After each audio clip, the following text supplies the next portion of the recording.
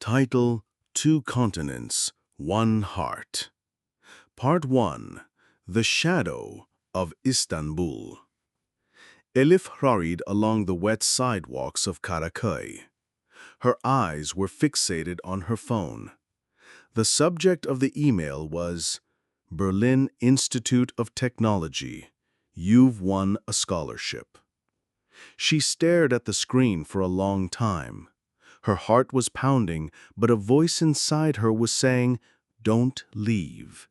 Because her mother was sick, her best friend Can was devoted to her, and most importantly, leaving Istanbul meant packing her past into a suitcase.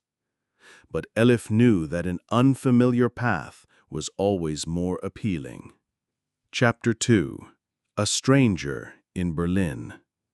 The first weeks were filled with loneliness.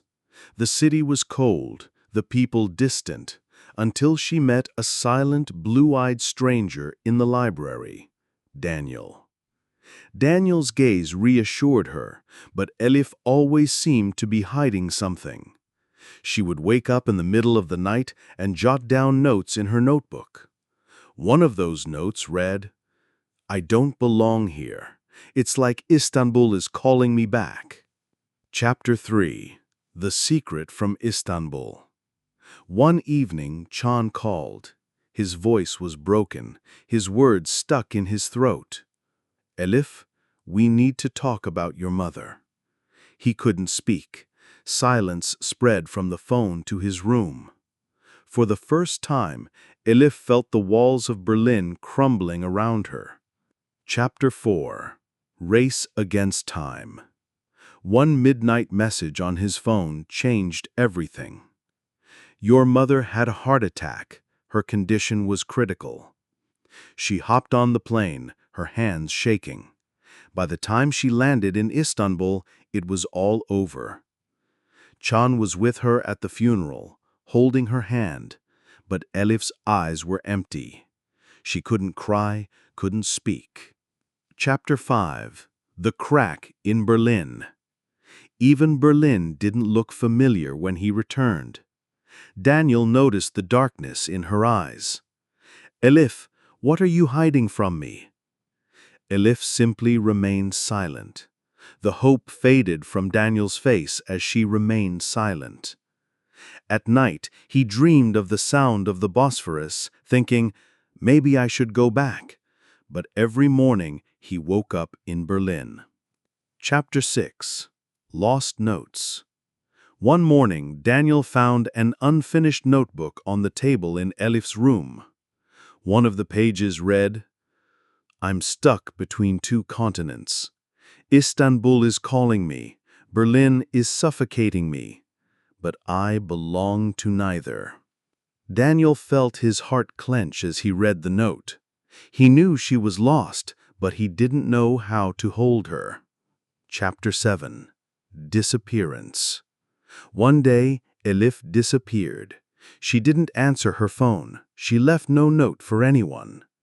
3 days later, a lone coat was found on the shores of the Bosphorus. In its inner pocket was a small key and a page torn from her notebook. "Two continents, one heart. I'm tired now." Chapter 8. Through Can's Eyes. Can's knees weakened when he heard the news. Through tears, he read the remaining pages from Elif's notebook. One sentence in particular tore at her heart. "Can, I always felt you, but I couldn't say it." From that day on, Can went to Galata every day. He always sat on the same bench. The seagulls, the sea, the city, all of it had become Elif's silent memory. Chapter 9. Through Daniel's Eyes. In Berlin, Daniel placed Elif's notebook by her bedside every night. He read the last line over and over. "Maybe one day a city will choose me, but I'm always in the wrong place at the wrong time." A year later, he went to Istanbul. He waited a long time by the Bosphorus. As he gazed at the water, he whispered, "I will never forget you, Elif." Chapter 10. Eternity. Elif's story lived on in hearts trapped between two continents. One man in Istanbul, another in Berlin, learned to live by holding on to the memory of the same woman. But no one could fully understand why she left. The last line in the notebook was perhaps the answer to everything. I wasn't lost, I just didn't belong anywhere. Chapter 11. The Secret of the Key. The small key in the coat pocket found on the Bosphorus left a question mark on everyone's mind. Neither Chan nor Daniel knew what the key belonged to. Chan searched for days. Finally, one evening, he found a box hidden in Elif's old room. On the box's lid was written a single word: Berlin. A letter was inside the box. The letter read, "If you're reading this, it's too late. Everything I started in Berlin was a lie. Don't trust me. Don't try to find me." Chan's hand trembled. What was the lie? What was Elif hiding? Chapter 12. Returning to Berlin. To find answers, Chan went to Berlin. Daniel greeted him with surprise. When he showed him the key, Daniel's face turned pale. This doesn't belong to Elif's apartment," he said. "And whose?" Daniel was silent. Then he whispered, "The university's old archives room. Elif and I had been there a few times. She had a project she was researching, but she wouldn't tell me." Chapter 13. The Dark Files. They found Elif's notes among the dusty shelves in the archives room. The notebooks contained mysterious sentences. "I'm being watched. This place isn't safe. If I get lost, no one should look for me."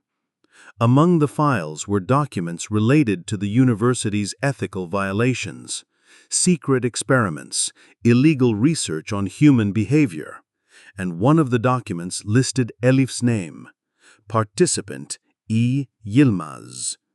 Chapter 14. The Truth. They examined the documents in shock. During her stay in Berlin, Elif had been unwillingly included in a psychological experiment. The experiment's purpose was to observe how the sense of belonging vanished in isolated individuals. All the sentences in Elif's notebook now made sense. I don't belong anywhere. Chapter 15. The Last Trace. They found security camera footage of Elif last seen on the cold streets of Berlin. She stood in a corner, gazing up at the sky. As she walked through the rain, her lips moved as if whispering something. "I am free now." And then she disappeared into the darkness. Chapter 16. Infinite Curiosity. Chan returned to Istanbul, leaving only Elif's notebook in his hand. He read every sentence over and over. Next to the sentence, "I'm being watched," there was a small note: "If the truth comes out, I will be destroyed." Daniel remained in Berlin.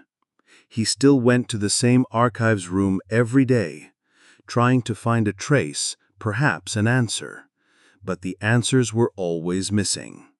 Chapter 17. The Last Trace. Elif's disappearance was an unhealed wound in both men's lives. The waves of the Bosphorus still whispered her name. The gray skies of Berlin still concealed her shadow.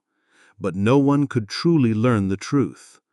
All that was known was the last sentence Elif wrote in her notebook. "Two continents, one heart, but I could never be free." Chapter 18. Into the Shadows. Chan hadn't been able to sleep since returning to Istanbul. He'd been rereading every sentence in Elif's notebook, trying to decipher the hidden meanings between the lines. One night, a small, crumpled piece of paper fell out of the notebook. It contained only 3 words: Berlin, 11:45 p.m., bridge. Which bridge? When was the note from? Chan's curiosity, combined with fear, grew even stronger. Chapter 20. Return to Berlin. 2 weeks later, Chan went back to Berlin. Daniel met him at the airport. His eyes were darkened by the lack of sleep. "I still can't believe it," Daniel said. "It feels like he'll come back one day." Chan pointed to the note. "What could this mean?" Daniel nodded. "I don't know, but it's one of the bridges here. Maybe Oberbaum. Maybe somewhere else." Chapter 21. Watching Eyes. They went to the streets where Elif was last seen. They reviewed the security cameras again. But one detail caught their attention. In the background, a man in a dark coat was watching Elif.